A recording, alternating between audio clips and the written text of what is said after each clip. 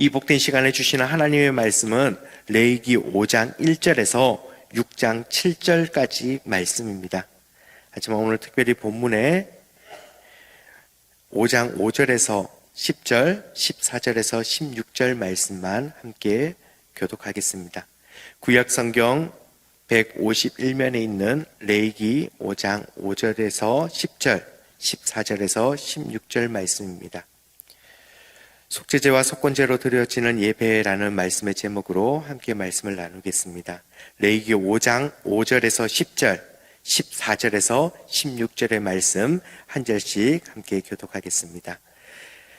이 중에 하나의 허물이 있을 때 아무 일에 잘못하였노라 자복하고 그 잘못으로 말미암아 여호와께 속죄제를 드리되 양떼의 암컷 어린 양이나 염소를 끌어다가 속죄제를 드릴 것이요 제사장은 그의 허물을 위하여 속죄할지니라.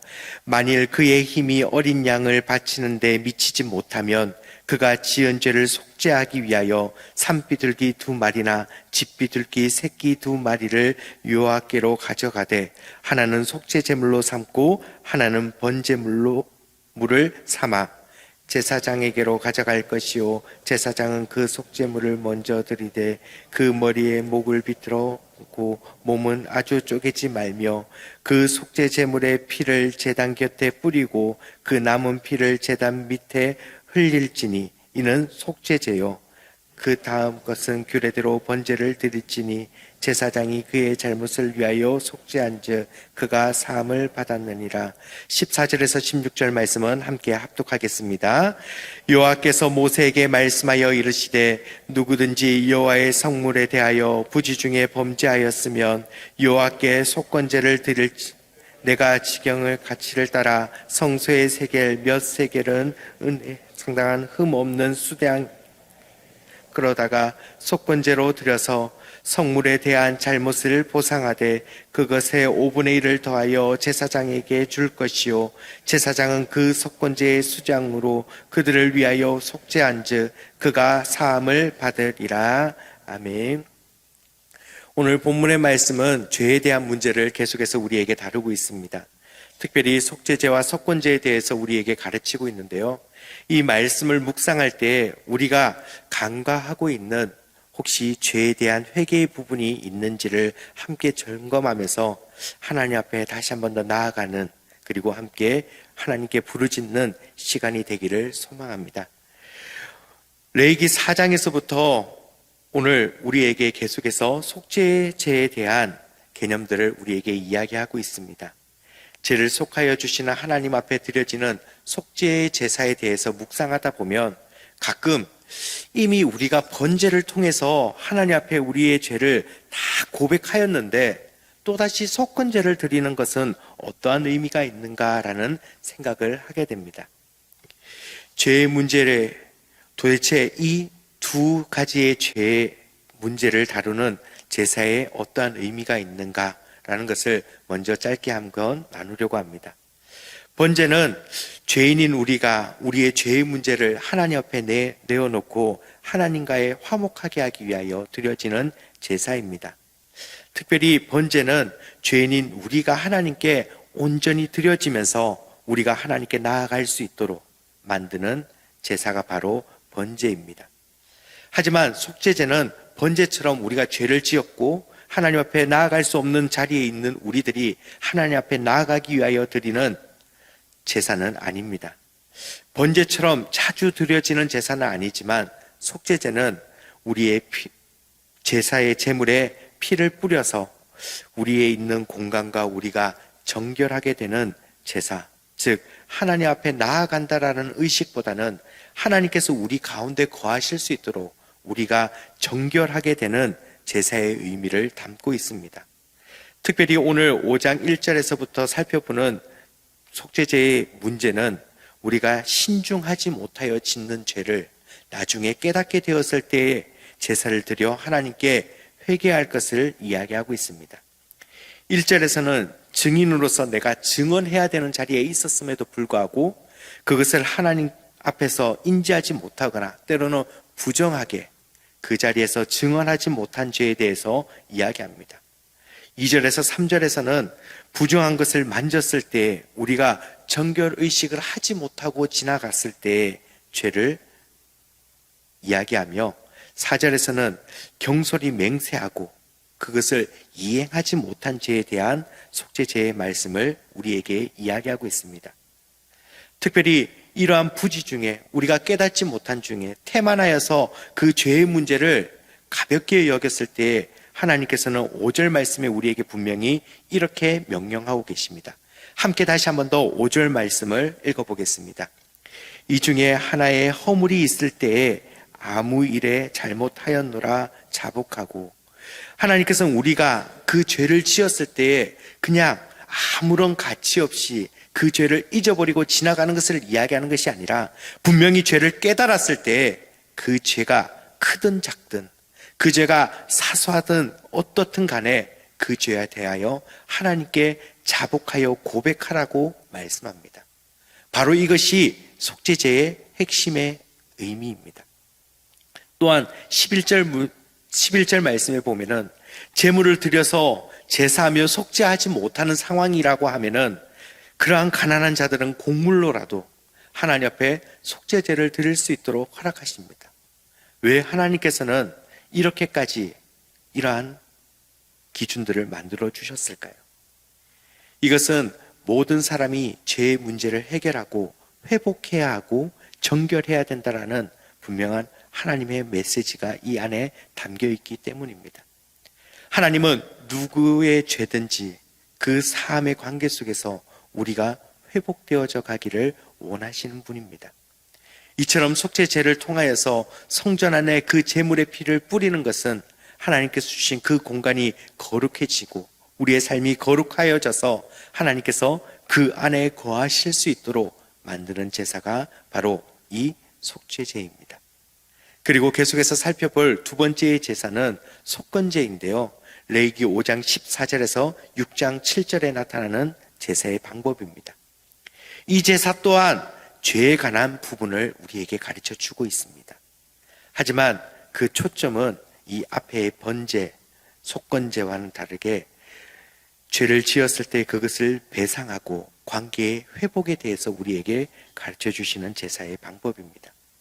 속건제는 죄로 인하여 발생하여 나타난 손해에 대해서 어떻게 그것을 갚고 그것을 통하여서 하나님과의 관계가 회복되어져 가는가를 우리에게 보여줍니다. 5장 14절에서 19절의 말씀은 하나님의 계명을 범하였을 때 하나님 앞에서 우리가 속건제를 어떻게 나아가야 되는지에 대해서 설명해 주고 있고, 6장 1절에서 7절 말씀은 사람과 사람, 이웃과의 관계 속에서 죄로 인하여 손해를 끼쳤을 때 어떻게 그 문제를 해결할 수 있는지에 대해서 우리에게 가르쳐 주고 있습니다. 특별히 하나님께서는 인지하지 못한 죄라도 만약 그 죄로 인하여 다른 어떤 누군가에게 피해를 입히거나 하나님 앞에 범죄하였을 때 원래 배상해야 될 가치의 5분의 1을 더하여서 배상하라고 명령하고 계십니다. 우리는 종종 내가 잘못하고 나의 실수로 인해서 다른 사람에게 피해를 주었을 때 아무도 그것을 인지하지 못하면 종종 조용히 넘어갈 때가 있지 않습니까? 하나님께서는 이러한 연약한 우리의 모든 것을 알고 계시기에 오늘 이 제사의 방법을 통해서 하나님 앞에 그렇게 나아가지 않기를 분명히 가르쳐 주고 있습니다. 죄로 인하여 깨어진 관계, 하나님과의 관계뿐만 아니라 사람과 사람의 관계에서도 하나님은 온전히 그 관계가 회복되어지기를 원하는 분이심을 저희는 기억해야 됩니다. 이와 같이 속죄제와 속건제를 통해서 우리는 우리의 죄의 문제에 대해서 하나님과 철저한 관계 속에서 회복되어져야 된다는 것을 발견해야 합니다. 번제를 통해서 하나님 앞에 나아간 화목 제물로 우리의 죄가 회복되었다 하더라도 그 이후에 남아있는 우리의 정결한 삶과 주위의 사람들과의 관계에서의 깨어진 그 문제들을 온전히 회복하는 방법으로 우리는 하나님 앞에 나아가야 됩니다. 그러나 우리는 사실 죄성을 가진 사람이기 때문에 사람의 눈을 인식하고 그들이 인지하지 못하면 죄를 숨기려고 하는 그 그의 죄의 본성을 가지고 있는 사람이라는 것을 늘 느끼게 됩니다. 때로는 내가 의도하지 않았기 때문에 내 말과 행동에 대해서 타인에게 상처를 줬다라는 것을 늦게 깨달았다 하더라도 이미 지나갔는 거 어떻게 해? 라고 때로는 우리는 너무나 쉽게 그러한 문제들을 덮어두고 지나갈 때가 많습니다. 하지만 오늘 하나님은 그러한 죄의 문제를 그렇게 넘어가지 않기를 분명히 말씀하고 있습니다. 사랑하는 우리 새로운 가족 여러분, 하나님은 우리의 연약함과 우리의 죄를 이미 다 알고 계십니다. 그리고 그 죄에 대하여 하나님께만 용서받고 하나님께만 회개하고 나아가는 것을 원치 않으심을 오늘 두 제사를 통해서 다시 한 번 더 발견하게 됩니다. 죄로 인하여 깨어진 그 관계, 무너져 있는 내가 다시 한 번 더 정결하게 회복하고 사람들과의 관계 속에서 모든 것들을 용서를 구하며 회복기를 원하시는 하나님의 마음을 이 두 제사를 통해서 더 깊게 발견해 나가기를 소망합니다. 우리의 죄는 이미 예수 그리스도의 보혈로 깨끗하게 되었습니다. 그 은혜를 통해서 우리는 놀라운 하나님의 은혜 가운데 거하게 되었습니다. 하지만 그것만 기억하다 보니 종종 교회가 그 예수 그리스도의 보혈의 은혜를 값싼 은혜로 만들 때가 너무나 많습니다. 날마다 하나님 앞에서 다시 한 번 더 우리를 돌아보며 나아가는 우리 모든 믿음의 가족들 되기를 소망합니다. 혹시 내가 하나님께는 그 문제가 해결되었지만 아직 그 관계가 회복되지 못한, 때로는 내 삶이 반복적인 죄 앞에서 끊임없이 정결되지 못한 부분들이 있다면 날마다 하나님 앞에 나아가며 우리의 모든 죄를 온전하게 회복되기를 소망합니다. 하나님께서는 우리가 그렇게 회개하고 하나님 앞에서 회복할 때에 우리의 공동체를 더욱더 든든히 세우시고 우리의 가정을 세우시며 우리를 사용하실 줄 믿습니다.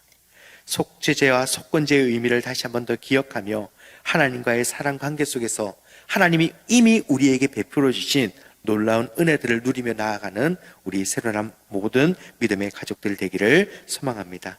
함께 기도하겠습니다. 은혜로우신 하나님 아버지, 때로는 우리는 죄의 문제에서 민감하게 반응하지 못할 때가 너무나 많았음을 다시 한 번 더 고백합니다. 나의 죄로 인하여 하나님 앞에 끊임없이 반복적으로 정결하지 못한 모습이 있다는 것을 발견하고서도 하나님, 그것의 문제에 대하여 가볍게 여길 때가 있었습니다. 하나님, 때로는 나로 인하여 다른 사람이 피해를 받고 손해를 봤음에도 불구하고 나에게 특별히 문제 삼지 않았기에 너무나 쉽게 넘어갔던 죄들도 있습니다. 하나님, 그러한 모든 것을 다시 한 번 더 주의 은혜 가운데 용기 내어 모든 것을 주님 앞에 고백하고 그들에게 손을 내밀어 용서를 구할 때 하나님, 우리의 관계가 회복되게 하시고 더 나아가서 하나님과 더 깊은 관계로 아버지 우리의 삶이 회복되어지는 은혜를 경험케 하여 주시옵소서. 예수 그리스도의 이름으로 기도드립니다. 아멘.